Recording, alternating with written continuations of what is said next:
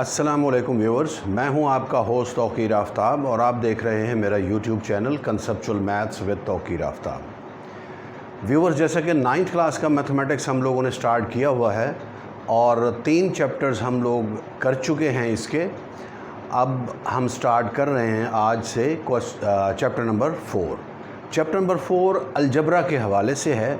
Algebra में students को अच्छी खासी कन्फ्यूजन्स होती हैं अबाउट फार्मूलाज और इसके अलावा के उसके जो प्लस के क्वेश्चंस हैं, मल्टीप्लिकेशन, डिवीजन, उन तमाम में फैक्टराइजेशन भी इन्वॉल्व हो जाती है। बहुत सारी ऐसी चीज़ें हैं जो कि स्टूडेंट्स को काफ़ी मुश्किल का सामना करना पड़ता है स्टूडेंट्स को। तो व्यूअर्स, आज से हम अलजबरा स्टार्ट कर रहे हैं चैप्टर नंबर 4 और 4.1 एक्सरसाइज के कुछ क्वेश्चन आज मैं कराऊंगा और इससे पहले कुछ डेफिनेशंस हैं अलजबरा के हवाले से, तो हम उसको भी देखेंगे। तो आइए आज के लेक्चर की तरफ। व्यूअर्स, हमारा जो सबसे पहला टॉपिक है वो है कि अलजब्रिक एक्सप्रेशंस के अलजब्रिक एक्सप्रेशंस होते क्या हैं। नाम से ही जाहिर है कि ये कोई ना कोई एक्सप्रेशन होगा। मैथमेटिक्स में हम एक्सप्रेशन कैसे एक्सप्रेस करते हैं किसी चीज़ को?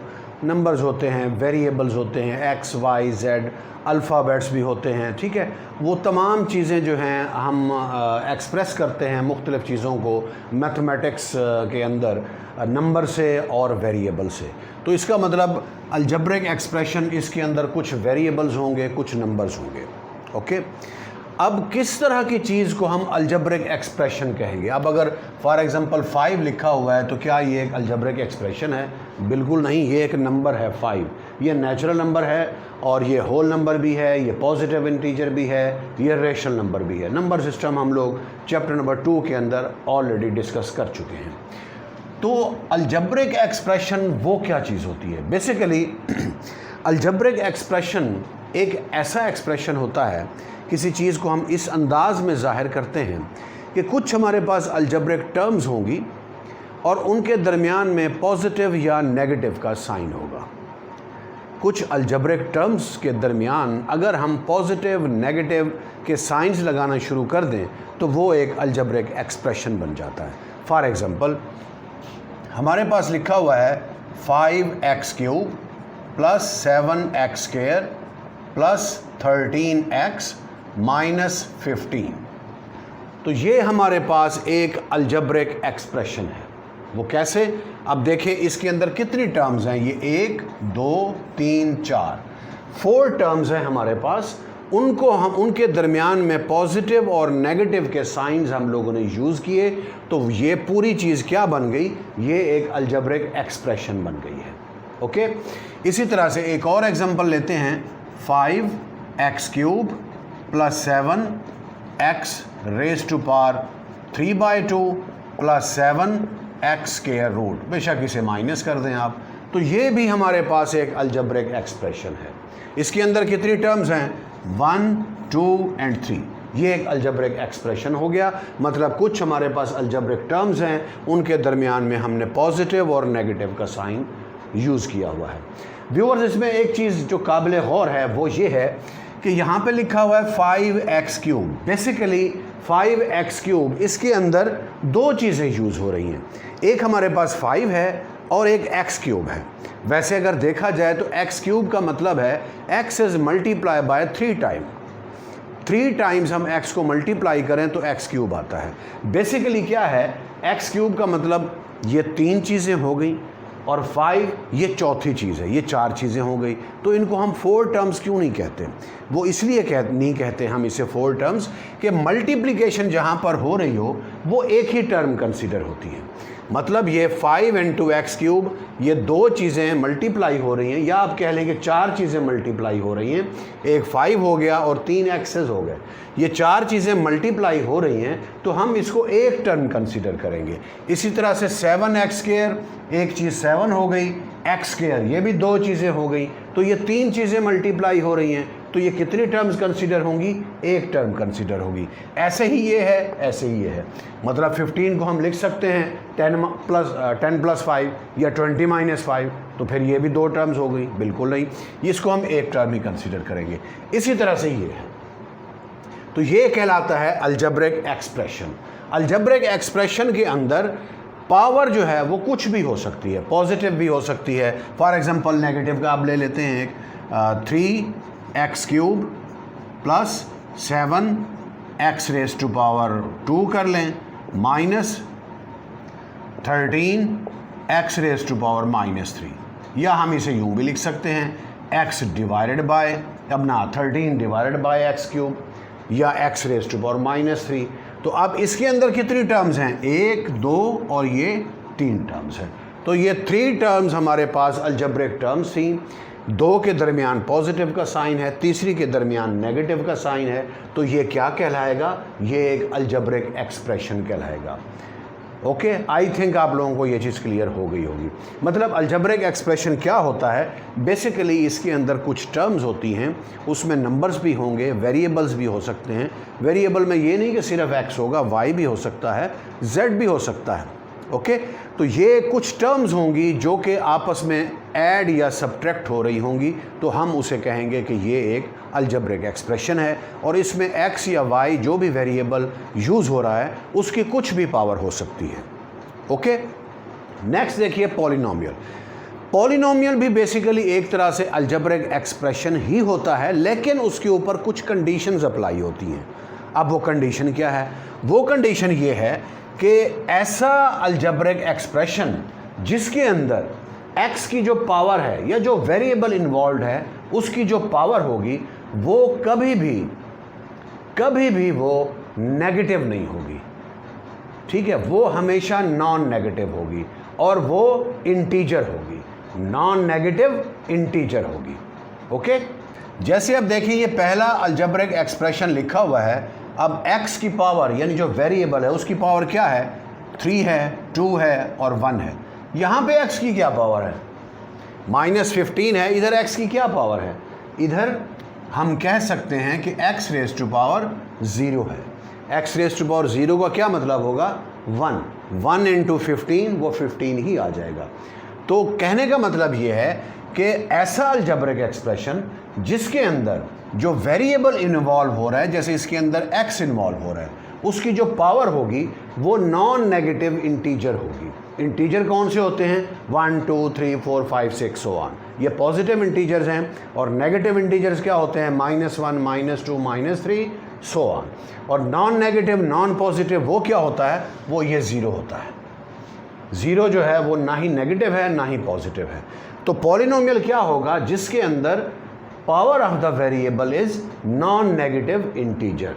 अब इसमें देखिए इसके अंदर पावर क्या है, 3/2, जो कि इंटीजर नहीं है, तो ये पॉलिनोमियल नहीं होगा। ये पॉलिनोमियल है, पहला अलजेब्रिक एक्सप्रेशन भी है और पॉलिनोमियल भी है। ये अलजेब्रिक एक्सप्रेशन तो है लेकिन पॉलिनोमियल नहीं है। ये इसको देखिए x³ x², यहाँ पे x की पावर नेगेटिव है, जब इसे ऊपर लेकर जाएंगे तो x⁻⁻ क्या हो जाएगा, -3 हो जाएगा। तो नेगेटिव इंटीजर आ गया, तो इस वजह से ये पॉलिनोमियल नहीं होगा। लेकिन ये अलजेब्रिक एक्सप्रेशन है, ये पॉलिनोमियल नहीं है। बात फॉलो किया आप लोगों ने। तो पॉलिनोमियल क्या होता है, N algebraic sentence, algebraic expression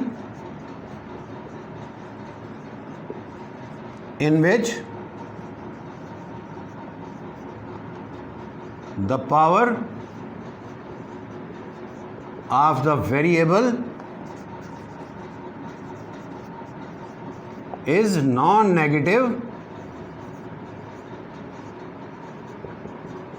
integer. जिसमें पावर नॉन नेगेटिव इंटीजर होगी उसे हम कहेंगे पॉलिनोमियल। अब एक दो एग्जांपल्स देख लें इसकी। x³ -7x² प्लस 13x -15, ये एक पॉलिनोमियल है। ओके, अब पॉलिनोमियल के अंदर कुछ और चीज़ें भी इन्वॉल्व होती हैं। सबसे पहली चीज़ पॉलिनोमियल की डिग्री होती है। What is the degree of the polynomial? Polynomial की डिग्री होती है कि कोई भी जो एक पॉलिनोमियल आपको गिवन है उसके अंदर जो maximum power of the variable होगी, क्या होगी, जो maximum power of the variable होगी उसको कहा जाता है this is degree of the polynomial. अब देखिए इसके अंदर मैक्सिमम पावर क्या है, 3 है, तो इसकी डिग्री क्या होगी, 3 होगी। ये तो हो गया डिग्री। इसके साथ साथ एक और चीज़ भी होती है, उसे हम कहते हैं लीडिंग कोफिशिएंट। अब लीडिंग कोफिशिएंट क्या होता है? लीडिंग कोफिशिएंट से पहले आपको पता होना चाहिए कि व्हाट इज कोफिशिएंट, कि कोफिशिएंट क्या होता है। अब देखिए मैं दोबारा शुरू से स्टार्ट करता हूँ। यहाँ पर लिखा है 5x³, इसका कोफिशिएंट 5 है। ये लिखा हुआ है 7x², इसमें कोफिशिएंट कितना है? 7 है। मतलब वेरिएबल की लेफ्ट साइड पर जो भी नंबर लिखा हुआ होता है उसे हम कहते हैं कि वो कोफिशिएंट है। अब लीडिंग कोफिशिएंट क्या होगा कि वेरिएबल का जो वाला पोर्शन डिग्री को शो कर रहा है उसका जो कोफिशिएंट होगा उसे हम कहेंगे लीडिंग कोफिशिएंट। अब यहाँ पे डिग्री कहाँ से निकल रही है? यहाँ से निकल रही है। क्या है डिग्री? 3 है, तो इसका लीडिंग कोफिशिएंट क्या होगा? 1 होगा। यहाँ पे 1 लिखा हुआ है। इसका लीडिंग कोफिशिएंट क्या होगा? 5 होगा। ये पॉलिनोमियल ही नहीं है तो डिग्री नहीं होगी, ये भी पॉलिनोमियल नहीं है तो डिग्री नहीं होगी। इसी तरह से अगर हमारे पास 2 वेरिएबल्स इन्वॉल्व हो रहे हों उस सिलसिले में थोड़ा सा ज़रा चेंज हो जाता है। वो कैसे? अब देखिए फ़र्ज़ कर लें मैं लिख रहा हूँ x³ + 7x² y², y भी इन्वॉल्व कर लिया, इसे नेगेटिव कर दें। नेगेटिव मैंने वैसे लिखा है, कोई रिस्ट्रिक्शन नहीं है। फिर प्लस 13x y² कर लें, प्लस 17y कर लें, प्लस 18 कर लिया जी। अब इसके अंदर डिग्री क्या होगी? बज़ाहिर देखें तो x के लिहाज से डिग्री 3 है, y के लिहाज से डिग्री 2 है, लेकिन ये कोई डिग्री नहीं है। ठीक है, डिग्री क्या होगी? जब 2 वेरिएबल इन्वॉल्व हों तो उस सूरत में डिग्री ये होती है कि जहाँ पर दोनों वेरिएबल्स आपस में मल्टीप्लाई हो रहे हैं उनकी पावर्स को ऐड कर लें आप। इसमें देखें x² है, y² है, दोनों की पावर्स को ऐड करें तो क्या बनता है? 4। तो इस पॉलिनोमियल की डिग्री क्या होगी? 4 कहलाएगी। ओके, क्यूब नहीं होगा, पावर 4 हो जाएगी। मतलब x गो के लॉज ऑफ एक्सपोनेंट में हमने पढ़ा है कि अगर बेसिस सेम हो तो पावर्स ऐड होती हैं, लेकिन यहाँ पे वो रूल अप्लाई नहीं हो रहा। यहाँ पे हम जस्ट देख रहे हैं कि इसकी डिग्री कितनी है। डिग्री क्या होती है कि अगर 2 वेरिएबल्स इन्वॉल्व हो रहे हैं तो उन दोनों वेरिएबल्स की पावर्स को आपस में ऐड करेंगे।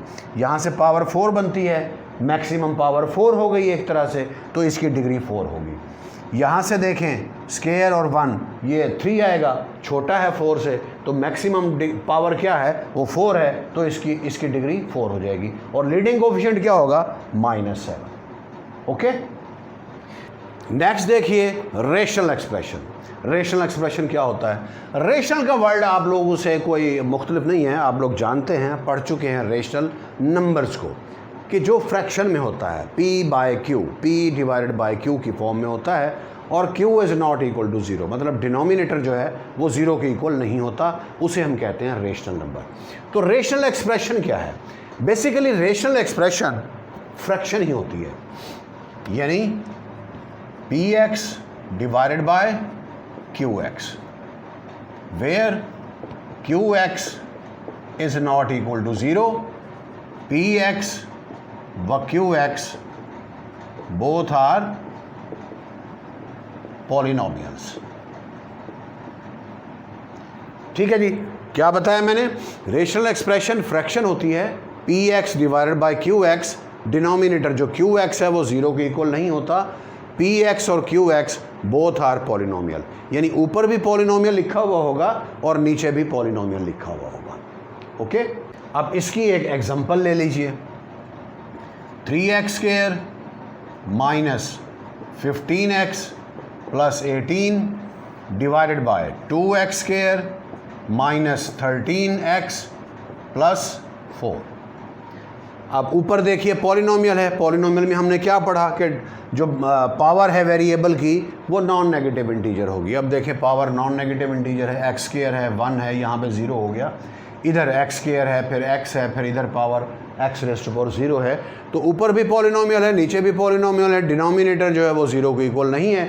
बस, तो प्रूव हुआ कि ये एक रेशनल एक्सप्रेशन है। तो ये तो था थोड़ा सा बेसिक आइडिया 4.1 एक्सरसाइज के हवाले से। अब देखिए इसके क्वेश्चन नंबर 1 है, इसके 4 पार्ट्स हैं। हमें जस्ट ये बताना है कि इनमें से कौन से पॉलिनोमियल्स हैं और कौन से पॉलिनोमियल्स नहीं हैं। ठीक है, अब पॉलिनोमियल के लिए हमने ये पढ़ा था कि जो पावर ऑफ द वेरिएबल है वो क्या होती है? नॉन नेगेटिव इंटीजर होती है। Power of the variable variable की पावर, नंबर की पावर की बात नहीं की उसने ये कहा कि जो वेरिएबल इन्वॉल्व हो रहा है उसकी जो पावर होगी वो नॉन नेगेटिव इंटीजर होगी। अब देखिए इसमें x की पावर 2 है, इधर क्या है x रेज टू पावर -1 हो जाएगा, नेगेटिव इंटीजर हो गया। So this is not a polynomial, not a polynomial. ठीक है जी, ये पॉलिनोमियल नहीं है। रीजन क्या है? Because x has power -1, so it is not a polynomial. हाँ, ये एक एक्सप्रेशन है, क्या है? अलजेब्रिक एक्सप्रेशन है, लेकिन पॉलिनोमियल नहीं है। इसमें देखिए x³ non negative, x² non negative, x non negative, x raise to power 1/2 non negative तो है लेकिन इंटीजर नहीं है। 1/2 इंटीजर नहीं होता, वो एक रेशनल नंबर है। पावर में रेशनल नंबर आएगा तो वो पॉलिनोमियल नहीं रहेगा, लिहाजा ये पॉलिनोमियल नहीं है, लिखेंगे नॉट अ पॉलिनोमियल। इसमें देखिए x² पावर 2 है, नॉन नेगेटिव इंटीजर है, x raise to power 1 non negative integer है, 2 स्क्वायर रूट लिखा हुआ है। मैंने बताया नंबर के ऊपर स्क्वायर रूट आ जाए हमें उससे कोई गरज नहीं, हमने चेक करना है जो वेरिएबल इन्वॉल्व हो रहा है उसकी पावर को। अब इसमें वेरिएबल 2 दफ़ा आया है, x² और x, इसमें तो वेरिएबल नहीं लिखा हुआ, x रेज टू पावर 0 होगा यहाँ पर। तो x की जो पावर आ रही है हमारे पास, जो वेरिएबल की पावर आ रही है वो नॉन नेगेटिव इंटीजर है, लिहाजा दिस इज अ पॉलिनोमियल। इसमें देखिए ये पॉलिनोमियल नहीं होगा। क्यों नहीं होगा? क्योंकि इसमें इधर इसे जब नीचे से ऊपर लेकर जाएंगे तो इस सारे की पावर क्या हो जाएगी? -1 हो जाएगी, जो कि एक नेगेटिव इंटीजर है। ओके, तो लिहाजा ये पॉलिनोमियल नहीं होगा। हाँ, ये रेशनल एक्सप्रेशन है, रेशनल एक्सप्रेशन होगा ये, क्योंकि इधर ऊपर भी पॉलिनोमियल है, नीचे भी पॉलिनोमियल है, लेकिन ऑन द होल ये पॉलिनोमियल नहीं है। 2 पॉलिनोमियल्स की डिवीजन हो रही है, ठीक है। तो रेशनल एक्सप्रेशन तो है, लेकिन हम इस सारे को पॉलिनोमियल नहीं कह सकते कि ये सारा पॉलिनोमियल नहीं होगा। हाँ, ये है कि ऊपर भी पॉलिनोमियल है, नीचे भी पॉलिनोमियल है, लेकिन ऑन द होल ये पॉलिनोमियल नहीं है। रीज़न क्या होगी? क्योंकि जब ये नीचे वाली चीज़ ऊपर जाएगी तो इसकी पावर -1 हो जाएगी, जो कि एक नेगेटिव इंटीजर है। क्वेश्चन नंबर 2, इसके अंदर हमने ये बताना है, 4 पार्ट्स हैं, हमने बताना है कि इनमें से कौन से रेशनल एक्सप्रेशन हैं और कौन से नहीं हैं। तो रेशनल एक्सप्रेशन में हमने क्या पढ़ा था? रेशनल एक्सप्रेशन में पढ़ा था कि वो एक फ्रैक्शन होगी, ऊपर भी पॉलिनोमियल होगा न्यूमरेटर में और डिनोमिनेटर में भी पॉलिनोमियल होगा। डिनोमिनेटर जो है वो इक्वल टू 0 नहीं होगा, जैसे कि इस केस के अंदर है। ओके, अब देखिए इसमें ऊपर पॉलिनोमियल है? बिल्कुल नहीं है, क्योंकि x रेज टू पावर 1/2 आ रहा है। नीचे पॉलिनोमियल है?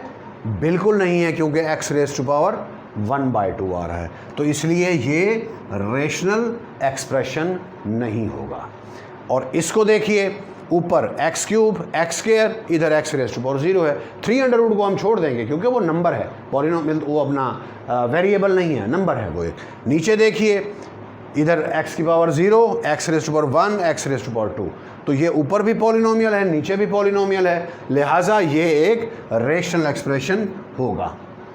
इसको देखिए, ऊपर पॉलिनोमियल है, नीचे पॉलिनोमियल, क्योंकि x की पावर नेगेटिव नहीं आ रही, फ्रैक्शन भी नहीं आ रही, तो लिहाजा ये ऊपर भी पॉलिनोमियल है, नीचे भी पॉलिनोमियल है, तो ये रेशनल एक्सप्रेशन होगा। इसको देखिए, x raise to power 1/2 non negative integer नहीं है, ठीक है ना। ये नॉन नेगेटिव रेशनल नंबर होगी, इसकी power x raise to power 1/2। इसी तरह से नीचे x रेज टू पावर 1/2 है, तो वेरिएबल की पावर नॉन नेगेटिव इंटीजर नहीं है, तो लिहाजा ना ही ऊपर पॉलिनोमियल है ना ही नीचे पॉलिनोमियल है, तो ये एक रेशनल एक्सप्रेशन नहीं होगा। ओके व्यूअर्स, अगर आपने इसे नोट करना है तो मैं स्क्रीन से हट रहा हूँ, वीडियो पॉज करके इसे नोट कर लीजिए।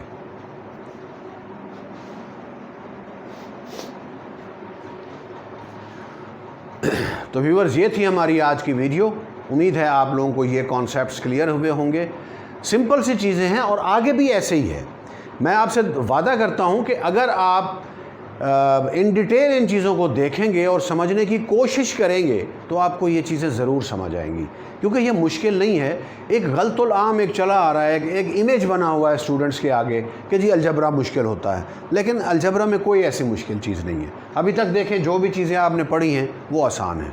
इसी तरह ग्रेजुअली अगर आप साथ के साथ पढ़ते रहें, एक दफ़ा लेक्चर सुन लिया, उसके बाद ज़रा बुक को भी रीड आउट कर लें और क्वेश्चंस की प्रैक्टिस कर लें। अगर कोई प्रॉब्लम है तो वीडियो को दोबारा से आप देख सकते हैं, आप पॉज कर सकते हैं वीडियो को। आपके तो मैं हाथ में यूँ समझें कि मैं खिलौना बना हुआ हूँ, जब चाहे मुझे फॉरवर्ड कर दें, जब चाहे मुझे पॉज कर लें, जब चाहे रिवर्स कर लें। आपके हुक्म का ग़ुलाम बना हुआ हूँ मैं अपना मोबाइल के ऊपर। तो आप जब भी चाहे वीडियो को वॉच आउट कर सकते हैं, वीडियो पॉज कर सकते हैं, फॉरवर्ड रिवर्स हर तरह से ऑप्शंस आपके पास मौजूद हैं। तो उम्मीद है कि आप लोगों को ये समझ आया होगा, और अगर आपको ये वीडियो अच्छी लगी है तो इसे ज़रूर लाइक कीजिए और मेरे चैनल को सब्सक्राइब भी कीजिए, और मेरा मैसेज अपने दोस्तों तक भी पहुंचाइए कि इंशाल्लाह 9th के बाद हम लोग ऐसे ही 10th, फिर उसके बाद फर्स्ट ईयर, सेकेंड ईयर को ऐसे ही conceptually each and everything clear करेंगे। आपका बहुत बहुत शुक्रिया, अपना बहुत ज़्यादा ख्याल रखिएगा। अस्सलामु अलैकुम।